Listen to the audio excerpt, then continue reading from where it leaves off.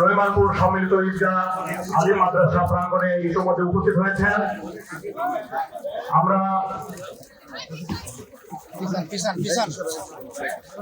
বিশেষ অতিথি এবং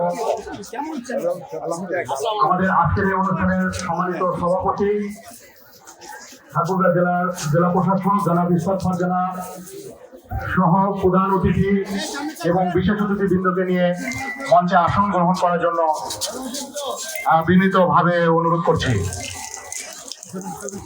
আমরা করতালির মাধ্যমে আমাদের প্রধান অতিথিকে স্বাগত জানাবো। আমাদের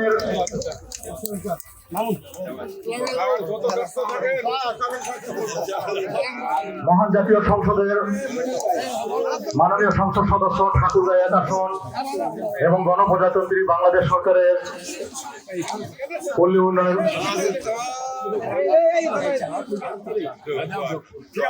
স্থানীয় সরকার পল্লী উন্নয়ন মন্ত্রণালয়ের মাননীয় মন্ত্রী